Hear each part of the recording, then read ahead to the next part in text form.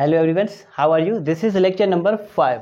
हमारी जो guardian and wards act के अंदर जो बेयर रीडिंग चल रही थी, ठीक है, उसके अंदर हमने सेक्शन 10 तक डिस्कस कर लिया था। हमारा चैप्टर 2 चल रहा था, appointment and declaration of guardians, मतलब कोई भी गार्जियन कैसे अपॉइंट हो, ठीक है, और उसको डिक्लेयर कैसे किया जाए, ठीक है, उसको अपॉइंट कैसे करें, उसको डिक्लेयर कैसे करें गार्जियन को, वो हमारा चैप्टर है। उसके अंदर टोटल जो सेक्शंस हैं 5 से लेकर 19 तक है। तो हमने 10 तक डिस्कस कर लिया था। अगर उसमें किसी किस्म की कोई कन्फ्यूजन हो तो आप मुझसे पूछ सकते हैं। आइए आज हम चले जाते हैं हमारे पास सेक्शन नंबर 11 पर। सेक्शन 11 बात करता है procedure on admission of application. जब एप्लीकेशन आपकी एडमिट हो जाए, जब आपकी एप्लीकेशन जो है वो एडमिशन हो जाए, मतलब इंस्टीट्यूट आपकी एप्लीकेशन हो जाए, आपकी पटिशन जो है वो फाइल हो जाए कोर्ट के अंदर, उसके बाद क्या तरीक़ेकार है उसके बारे में आज ये सेक्शन बात करता है। सेक्शन 11 बात करता है कि इसकी बेयर रीडिंग सब हमारे पास सब सेक्शन 1 क्या बात करता है। If the court is satisfied that there is ground for proceedings on the application. अब अगर कोर्ट बेहतर समझे, अगर कोर्ट इस बात से सेटिस्फाई हो जाए, कोर्ट इस बात से मुतमीन हो जाए कि ये जो एप्लीकेशन लेकर आए हैं जनाब, ये एप्लीकेशन फाइल जो हुई है इस पर जो है ना हमारे पास ग्राउंड्स बनते हैं, मतलब a rational motive for action. Ground का मतलब है, ठीक है, ये जो प्रोसीडिंग्स के लिए ग्राउंड्स बनते हैं इनके, ठीक है। It shall fix a day for the hearing thereof, ठीक है, तो फिर दिन मुकर्रर किया जाएगा हेयरिंग के लिए कि आपकी किस दिन जो है ना ये एप्लीकेशन हम सुने। हेयरिंग का यही मतलब होता है, मतलब तारीख जो फिक्स की जाती है वो कहा जाता है कि हेयरिंग कौन से दिन पर होगी आपकी। And cause notice of application and of the date fixed for the hearing. और जो डेट आपका फिक्स की गई, जो दिन आपके हायरिंग के लिए मुकर्रर किया गया है, जिस दिन आपकी समाअत सुनी जाएगी, उस दिन मतलब काज नोटिस ऑफ द एप्लीकेशन, जिस दिन आपका नोटिस रखा गया, मतलब आपकी जो हायरिंग डेट रखी गई है, ठीक है, तो उसी दिन की एक हमारे पास क्या हो गई, नोटिस निकलेंगे अदर साइड को। यहाँ तक बात क्लियर है, ठीक है। Of the date fixed for the hearing, मतलब जो दिन मुकर्रर किया गया है ना उसी दिन के नोटिस हमारे पास जाएंगे अदर साइड्स को। यहाँ तक बात क्लियर है। सब सेक्शन ए क्या बात करता है, ठीक है, ये क्या बात करता है हमारे पास कि अगर सेटिस्फाई होती है कोर्ट, ठीक है, तो फिर क्या होगा, डेट फिक्स की जाएगी, ठीक है, हेयरिंग के लिए। किसके लिए? हेयरिंग के लिए। और नोटिस होगा अदर साइड को। यहां तक बात क्लियर है। इसके अंदर ए क्या बात करता है, ए बात करता है कि to be served in the manner directed in the code of civil procedure 1908, ठीक है, ये बात करता है कि जो सर्विस होगी ना वो सीपीसी के तहत होगी। अरे बस मुझे आपने देखा था हमारे पास सर्विस किसके तहत होगी, सर्विस होगी हमारे पास order under order 5 of CPC, मतलब सीपीसी के तहत होगी सर्विस, ठीक है। लाजमी नहीं ऑर्डर 5 के ही प्रोविजंस लगेंगे, बाकी जो भी सीपीसी के प्रोविजंस हैं सब के सब एप्लीकेबल होंगे इस हमारे पास सेक्शन के तहत। ये सेक्शन इजाज़त दे रहा है यहाँ पर किसको, सिविल प्रोसीजर कोड को, कि आ जाएं आप इस पर अप्लाई हो जाए। यहाँ तक बात क्लियर है। जब नोटिस की बात आती है तो नोटिस पर मुकम्मल जो प्रोसीजर अडॉप्ट होगा ना वो सिविल प्रोसीजर का अडॉप्ट होगा। यहाँ तक बात क्लियर है, ठीक है। हमारे पास ए के अंदर ये हमारे पास सब सेक्शन 1, ठीक है, और सब के लाज ए उसका सब पेरा हमारे पास 1 बात करते हैं, ठीक है। The parents of the minor if they are residing in any state to which this act extends, मतलब उन पर भी होगा जो इनकी अगर कोई पेरेंट्स हैं, उनके माँ बाप हैं, ठीक है, कोई भी हैं पेरेंट्स, दादा दादी ताई, ठीक है, मामा मामी, कोई भी हो, उन पर वो जो हमारे पास नोटिस जो है ना वो जाएंगे। यहाँ तक बात क्लियर है। अब हमारे पास 2 क्या बात करता है, 2 बात करता है the person if any named in petition or letter is having the custody or position of the person or property of the minor. मतलब कोई भी शख्स ऐसा है जिसके पास, जिसका पटिशन के अंदर नाम है, ठीक है, पटिशन या फिर लेटर के अंदर, ठीक है, जिसके पास वो जो हमारे पास माइनर है उसकी कस्टडी है, ठीक है, या फिर उस माइनर की प्रॉपर्टी की कस्टडी है, ठीक है, उसको भी हमारे पास क्या जाएगा, नोटिस जाएगा। यहाँ तक बात क्लियर। नोटिस किस किस को जाएंगे ये हम बात कर रहे हैं, ठीक है। 1 से लेकर 4 तक हमारे पास लोग हैं जिनको नोटिस जाएंगे। एक तो उसके माँ बाप या कोई भी उसके पेरेंट्स हो गए। नंबर 2 पर उसको जिसके पास पोजीशन है उस माइनर की या फिर उस माइनर की किसी भी किस्म की कोई प्रॉपर्टी है उसकी। यहाँ तक बात क्लियर है। अब यहाँ पर ये बात होती है पटिशन और लेटर, थोड़ा सा कन्फ्यूजन है। मेरी आदत है कि अगर कोई भी वर्ड्स कहीं पर अगर इंट्रोड्यूस हो रहा है तो उसके बारे में थोड़ा सा बताना ज़रूर है। अब पटिशन से जब कोई प्राइवेट शख्स कोई फाइल करता है तो फिर वो पटिशन कहलाएगी। क्या कहलाएगी? वो पटिशन कहलाएगी। अगर गवर्नमेंट का कलेक्टर, अगर कलेक्टर अपॉइंट होता है या फिर कलेक्टर अपॉइंट होना चाहता है, ठीक है, तो वो जो कोर्ट में हमारे पास लिखेगा ना लेटर, उसको लेटर कहेंगे, उसको पटिशन एप्लीकेशन नहीं कहेंगे। यहाँ तक बात क्लियर। उसको क्या कहेंगे? लेटर कहेंगे। यहाँ तक बात क्लियर है, ठीक है। नंबर 3, ठीक है, नंबर 3 बात करता है the person proposed in the application or letter to be appointed or declared guardian unless that person is himself the applicant. ठीक है, यहाँ क्या बात कर रही है? जिसको सुपर्दगी मिलनी हो, ठीक है। फॉर एग्जांपल एप्लीकेशन किसने फाइल की? एप्लीकेशन ए ने फाइल की कि हमारे पास बी को डिक्लेयर किया जाए, ठीक है, हमारे पास बी को गार्जियन डिक्लेयर किया जाए। किसका? सी का। सी क्या है? माइनर है। सी माइनर है, वार्ड है, इसका गार्जियन बी को डिक्लेयर किया जाए। तो पटिशन ए ने फाइल की है, तो फिर नोटिस हमारे पास है। ये शख्स किसके पास है? ये डी के पास है, ठीक है, डी के पास है माइनर। पोजीशन किसके पास है?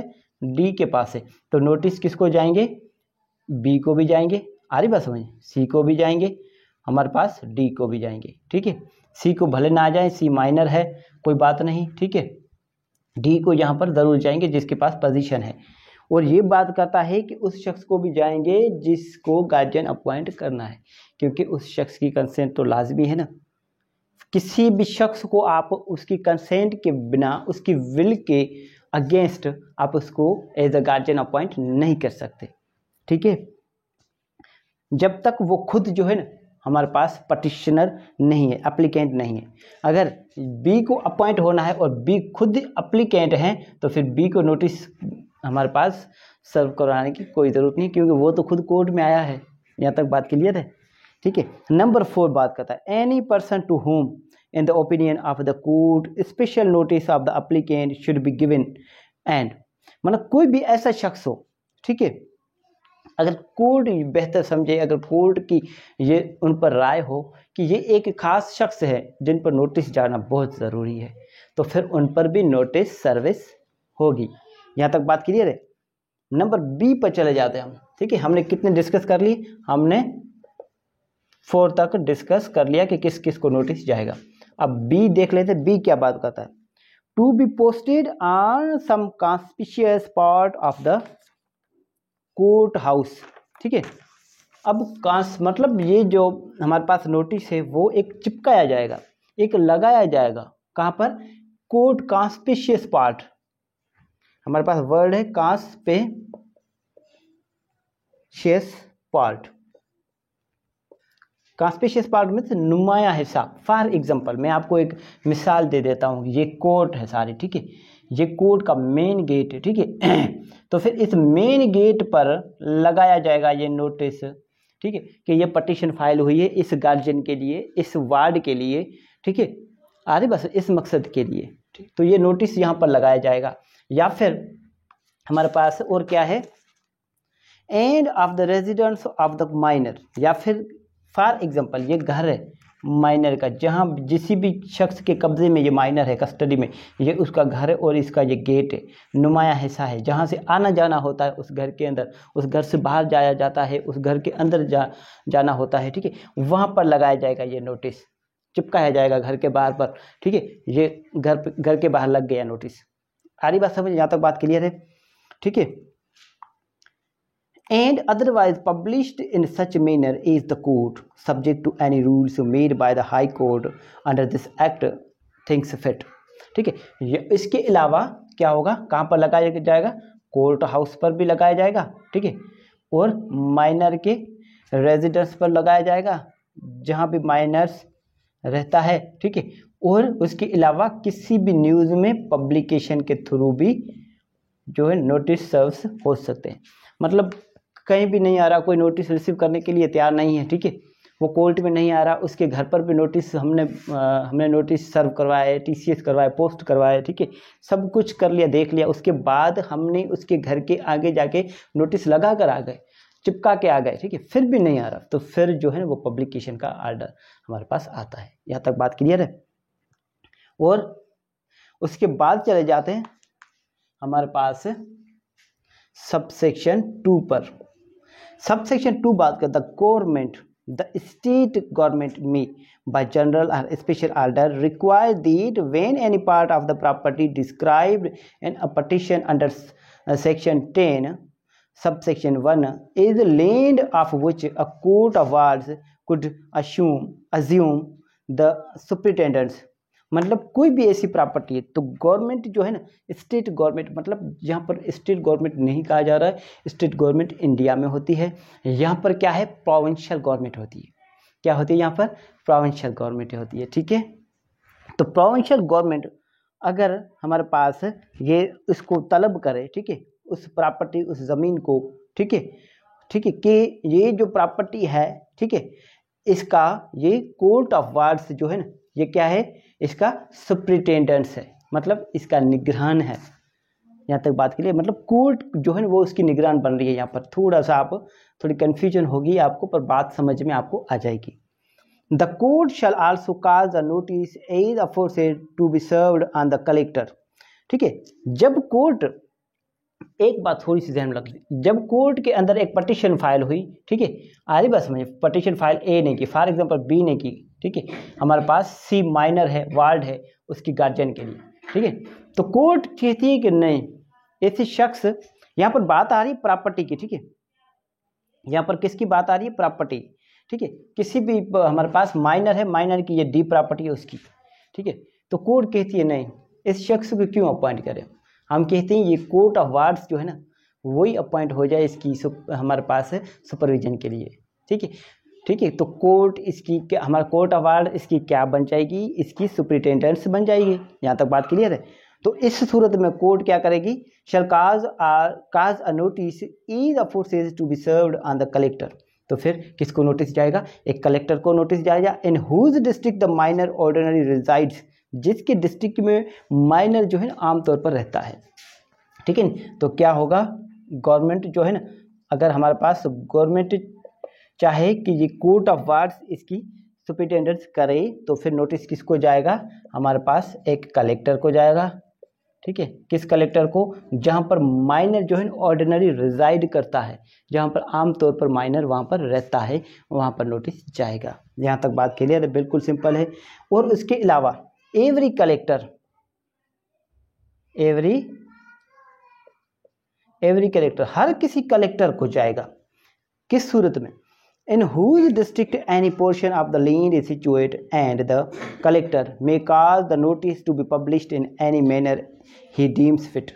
मतलब फॉर एग्जांपल ये माइनर है हमारे पास सी, बी, ए ने एप्लीकेशन फाइल की, ठीक है, गार्जियन के लिए, किसके लिए, हमारे पास बी वार्ड है, माइनर है उसके लिए, ठीक है, ओ उसकी प्रॉपर्टी के लिए, किसकी, बी की प्रॉपर्टी एक्स प्रॉपर्टी है, वाई प्रॉपर्टी है, जेड प्रॉपर्टी है, ठीक है।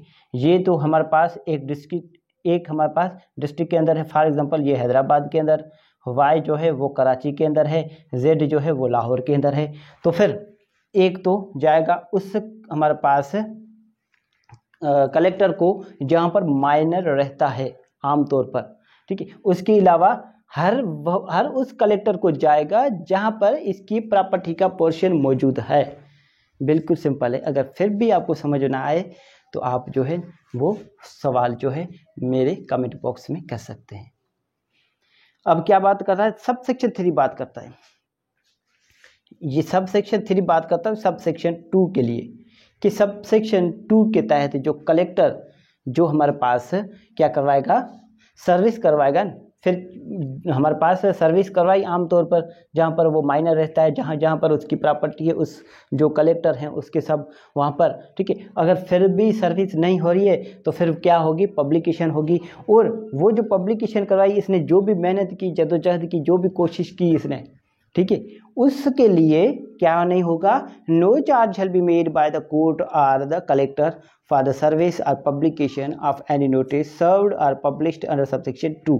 सबसेक्शन 2 के तहत जो भी सर्विस करवाएगा, ठीक है, जो सर्विस करवाएगी गवर्नमेंट, प्रोविंशियल गवर्नमेंट, उसके लिए कोई फीस नहीं दी जाएगी, ना कोर्ट देगी ना ही कलेक्टर देगा। यहाँ तक बात क्लियर है, बहुत सिंपल है। अगर आपको समझ में ना आए, थोड़ी सी कन्फ्यूजन हो तो आप मुझसे पूछ सकते हैं। इसके बाद हम चले जाते हैं हमारे पास सेक्शन नंबर 12 पर। ये आप नोट कर लें, अगर इसमें कोई भी ऐसा कोई सवाल है तो आप मुझसे पूछ सकते हैं। यहाँ तक बात क्लियर है तो आप नोट कर लें इसको आप फटाफट।